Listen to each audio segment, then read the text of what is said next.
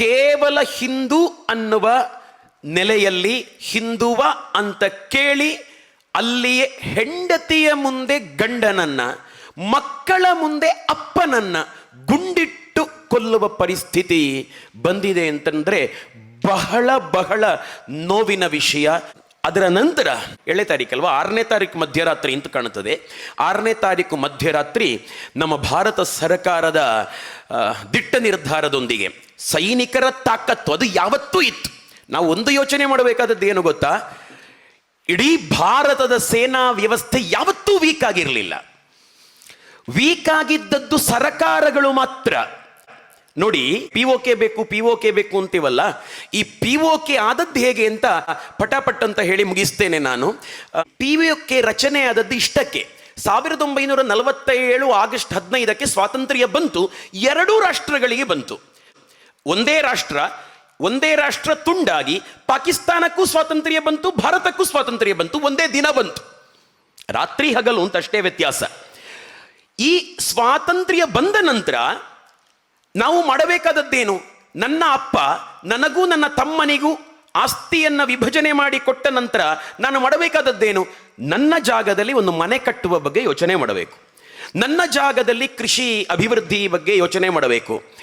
ನನ್ನಲ್ಲಿ ನೀರಿದೆಯಾ, ತಮ್ಮನ ಪಾಲಿನಲ್ಲಿ ನೀರಿದೆಯಾ, ನನಗೆ ನೀರಿಗೆ ಏನು ವ್ಯವಸ್ಥೆ, ಹೀಗೆ ಟೋಟಲ್ ಆಗಿ ಸೌಲಭ್ಯಗಳ ಕುರಿತು ಯೋಚನೆ ಮಾಡಬೇಕು. ಒಂದು ರಾಷ್ಟ್ರ ಅಂತ ಬಂದಾಗ ಪಾಕಿಸ್ತಾನ ಆಗಿರಲಿ, ಭಾರತ ಆಗಿರಲಿ, ಇನ್ನೊಂದು ಸಂವಿಧಾನ ಬೇಕು ಅಂತ ಯೋಚನೆ ಮಾಡಬೇಕು.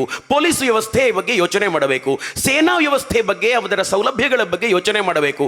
ಸರ್ಕಾರಿ ಶಾಲಾ ಕಾಲೇಜುಗಳು, ಮಕ್ಕಳ ವಿದ್ಯಾಭ್ಯಾಸದ ಕುರಿತು ಯೋಚನೆ ಮಾಡಬೇಕು.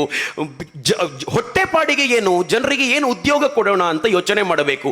ಒಟ್ಟಿನಲ್ಲಿ ಎಲ್ಲ ಪ್ರಜೆಗಳನ್ನು ಕೂಡ ಸ್ವಾವಲಂಬಿಯನ್ನಾಗಿಸಿ ಉದ್ಯೋಗ ಕೊಟ್ಟು ಎಲ್ಲರೂ ಅವರವರ ಪಾಡಿಗೆ ನೆಮ್ಮದಿಯಾಗಿ ಇರುವುದಕ್ಕೆ ಏನು ಮಾಡೋದು ಅಂತ ಯೋಚನೆ ಮಾಡಬೇಕು 2 ರಾಷ್ಟ್ರಗಳು. ಅದನ್ನ ಬಿಟ್ಟು ಪಾಕಿಸ್ತಾನ ಏನು ಮಾಡಿತು ಅಂತಂದ್ರೆ, ಆಗಸ್ಟ್ 15ಕ್ಕೆ ಸ್ವಾತಂತ್ರ್ಯ ಬಂತು, ಆಗಸ್ಟ್ ತಿಂಗಳು ಕಳೆಯಿತು, ಸೆಪ್ಟೆಂಬರ್ ಬಂತು, ಸೆಪ್ಟೆಂಬರ್ ಕಳೆಯಿತು, ಅಕ್ಟೋಬರ್ ಬಂತು. ಬರೀ 2 ತಿಂಗಳಷ್ಟೇ. ಅಕ್ಟೋಬರ್ ತಿಂಗಳ 22ನೇ ತಾರೀಕು ಇವರನ್ನ ಪೆದ್ದುಗಳು ಅಂತ ಹೇಳಬೇಕಾ, ಮೂರ್ಖರು ಅಂತ ಹೇಳಬೇಕು, ಇವರು ಅಕ್ಟೋಬರ್ 22ಕ್ಕೆ ಕಾಶ್ಮೀರಕ್ಕೆ ನುಗ್ಗಿ ಆಯಿತು. ಆಗ ಕಾಶ್ಮೀರ ಭಾರತದ ಕೈಯಲ್ಲಿ ಇರಲಿಲ್ಲ, ರಾಜ ಹರಿಸಿಂಗನ ಕೈಯಲ್ಲಿತ್ತು. ಅಂದ್ರೆ 544ಕ್ಕೂ ತುಂಡುಗಳು ಅದೆಲ್ಲವೂ ಒಂದಾದದ್ದು 1950 ಜನವರಿ 26ಕ್ಕೆ ಒಂದಾದ ಈಗಿನ ಭಾರತ ಆದದ್ದು. ಈ ಸ್ವಾತಂತ್ರ್ಯ ಬರೋ ಹೊತ್ತಿಗೆ ಎಲ್ಲ ತುಂಡು ಅವುಗಳ ಮಹಾರಾಜರುಗಳ ಕೈಗಳಲ್ಲೇ ಇತ್ತು. ಹೀಗೆ ರಾಜ ಹರಿಸಿಂಗನ ಕೈಯಲ್ಲಿ ಕಾಶ್ಮೀರ ಇತ್ತು. ಆ ಟೈಮಲ್ಲಿ ನುಗ್ಗಿದ್ದವರು, ಆಯ್ತಾ. ಇದು ಸುಮ್ಮನೆ ಮಕ್ಕಳಾಟಿಕೆಯ ಪಾಲಲ್ಲ, ವಿಭಜನೆ ಆಗಲಿಲ್ಲ. ಅದಕ್ಕೊಂದು ಕಮಿಟಿ ರಚನೆ ಆಗಿತ್ತು. ಎಲ್ಲಿಂದ ಎಲ್ಲಿಯವರೆಗೆ ಗಡಿ ಯಾರಿಗೆ ಸೇರಿದ್ದು, ಎಲ್ಲಿಂದ ಎಲ್ಲಿಯವರೆಗೆ ಯಾವುದು ಎಲ್ಲ ಕರೆಕ್ಟಾಗಿ ಒಂದು ಕಮಿಟಿ ಮಾಡಿದ ನಿರ್ಧಾರ. ಮೌಂಟ್ ಬ್ಯಾಟನ್ನ ಉಪಸ್ಥಿತಿಯೊಂದಿಗೆ ಕಮಿಟಿ ಮಾಡಿದಂಥ ನಿರ್ಧಾರದ ಪ್ರಕಾರ ಈಗಿನ POK ಅಂತ ಏನು ಹೇಳ್ತೇವೆ, ಆ ಪ್ರದೇಶವು ಕೂಡ ಭಾರತಕ್ಕೆ ಸೇರಬೇಕಾದದ್ದು. ಅದು ಬಿಡಿ, ಅದು ಹೇಗೆ ಸೇರಬೇಕಾದದ್ದು ಅಂತಂದ್ರೆ, ಈ ಇಂಡಿಯನ್ ಇಂಡಿಪೆಂಡೆನ್ಸ್ ಆಕ್ಟ್ ಅಂತ ಒಂದು ಮಸೂದೆ, ಆ ಮಸೂದೆಯ ಪ್ರಕಾರ ಈ ತುಂಡು ರಾಜ್ಯಗಳು ಯಾವ ದೇಶಕ್ಕೆ ಬೇಕಾದರೂ ಸೇರಿಕೊಳ್ಳುವ ಹಕ್ಕನ್ನ ಕೊಡಲಾಗಿತ್ತು. ಹಾಗಾಗಿ ಕಾಶ್ಮೀರದ ರಾಜನಿಗೆ ಹಕ್ಕಿತ್ತು, ಪಾಕಿಸ್ತಾನಕ್ಕೆ ಬೇಕಾದರೂ ಸೇರಬಹುದು, ಭಾರತಕ್ಕೆ ಬೇಕಾದರೂ ಸೇರಬಹುದು ಅಂತ. ಹೈದರಾಬಾದಿನ ಸಂಸ್ಥಾನದ ದೊರೆ ಹಾಗೆ ಯೋಚನೆ ಮಾಡ್ತಿದ್ದದ್ದು. ಆದರೆ ಸರ್ದಾರ್ ವಲ್ಲಭಭಾಯಿ ಪಟೇಲ್ ಮೊದಲಾದಂತಹ ನಮ್ಮ ನೇತಾರರಿಗೆ ಮನಸ್ಸಿರಲಿಲ್ಲ. ಬೇರೆ ಒಂದು ಫೋರ್ಸನ್ನು ಬಳಸಿ ಹೈದರಾಬಾದ್ ಪಕ್ಕದಲ್ಲೇ ಇರ್ತಿತ್ತು. ನೋಡಿ, ಈಗ ಕಾಶ್ಮೀರಕ್ಕೆ ಮಾತ್ರ ಉಪಟಳ, ಹೈದರಾಬಾದ್ ಪಾಕಿಸ್ತಾನ ಆಗಿರ್ತಿದ್ರೆ ಕರ್ನಾಟಕಕ್ಕೂ ನಿತ್ಯ ಬಾಂಬುಗಳ ಸದ್ದು ಈಗ ಕೇಳ್ತಿರ್ಲಿಲ್ಲ. ಆದರೆ ಒಂದು 10 ವರ್ಷಗಳ ಮೊದಲು ಕೇಳುವ ಪರಿಸ್ಥಿತಿ ಇರ್ತಿತ್ತು. ಈಗ ಅಲ್ಲಿ ನುಗ್ಗಿ ಬಂದರು, ಕಾಶ್ಮೀರಕ್ಕೆ ನುಗ್ಗಿ ಬಂದರು. ಈಗ ಹರಿಸಿಂಗಿನ ಕೈಯಲ್ಲಿ ಸೇನೆ ಇರಲಿಲ್ಲ ಉಳಿಸಿಕೊಳ್ಳಿಕ್ಕೆ. ಅವನು ಭಾರತ ಸರ್ಕಾರಕ್ಕೆ ಲೆಟರ್ ಬರೆದ, ಅವನು ಓಡಿ ಬಂದ, ಲೆಟರ್ ಬರೆದ, ದಯವಿಟ್ಟು ಸೇನೆ ಕಳಿಸ್ಕೊಡಿ, ನನ್ನ ನೆಲವನ್ನು ಉಳಿಸ್ಕೊಳ್ಳಿಕ್ಕೆ ಆಗ್ತಾ ಇಲ್ಲ ನನಗೆ ಅಂತ. ಆಗ ವಲ್ಲಭಭಾಯಿ ಪಟೇಲ್, ರುಜಿ ಗೋಳ್ವಲ್ಕರ್ ಅವರು ಮಾರ್ಗದರ್ಶನ ಕೊಡ್ತಾ ಇದ್ರು ಅವರಿಗೆ. ಅವರು ಪ್ರತ್ಯುತ್ತರ ಬರೆದರು, ನಾವು ಇಮಿಡಿಯೇಟ್ ಆಗಿ ಸೇನೆಯನ್ನ ಕಳಿಸ್ಕೊಡ್ತೇವೆ ನಿನ್ನ ನೆಲವನ್ನು ಉಳಿಸ್ಕೊಳ್ಳಿಕ್ಕೆ. ಆಗ ಭಾರತ ಅಲ್ಲ ಅದು, ಆಯ್ತಾ. ಆಗ ಕಾಶ್ಮೀರ ಸ್ವತಂತ್ರ ರಾಜ್ಯ, ಅದು ನಿನ್ನ ನೆಲವನ್ನು ಉಳಿಸ್ಕೊಳ್ಳಿಕ್ಕೆ ನಾವು ಸೇನೆಯನ್ನು ಕಳಿಸ್ಕೊಡ್ತೇವೆ. ಆದರೆ ಇವರು ಕೇಳಿಕೊಂಡದ್ದು ನೋಡಿ, ಆಕ್ಟ್ ಪ್ರಕಾರ ಭಾರತದ ಜೊತೆ ಒಂದಾಗ್ತಿದ್ದೇನೆ ಅನ್ನುವ ವಿಲೀನಕರಣ ಒಪ್ಪಂದ ಪತ್ರಕ್ಕೆ ನೀನು ಸಿಗ್ನೇಚರ್ ಮಾಡಬೇಕು. ಹೀಗೆ ಮಾಡಿದರೆ ನಾವು ಕಳಿಸ್ಕೊಡ್ತೇವೆ ಅಂತ. ಅದು ಒತ್ತಡ ಯಾವ ರೀತಿಯಲ್ಲಾದರೂ ಇರಬಹುದು. ನಾವು ಬಾಂಬ್ ಸಿಡಿಸಿದ್ದಲ್ಲ ಕಾಶ್ಮೀರಕ್ಕಾಗಿ, ನಾವು ನಮ್ಮ ಕಾನೂನನ್ನು ಉಪಯೋಗಿಸಿ ಹರಿಸಿಂಗನಿಗೆ ಒತ್ತಡ ಹೇರಿದ್ದು, ಹಿಂದೂ ರಾಜನಿಗೆ. ಅವನಿಗೆ ವಿಧಿ ಇಲ್ಲ, ಸಿಗ್ನೇಚರ್ ಮಾಡಿದ, ಕಾಶ್ಮೀರ ಯಾರದ್ದಾಯಿತು? ಇಂಟರ್ನ್ಯಾಷನಲ್ ಲಾ ಪ್ರಕಾರ ಕಾಶ್ಮೀರ ಭಾರತದ್ದಾಯಿತು.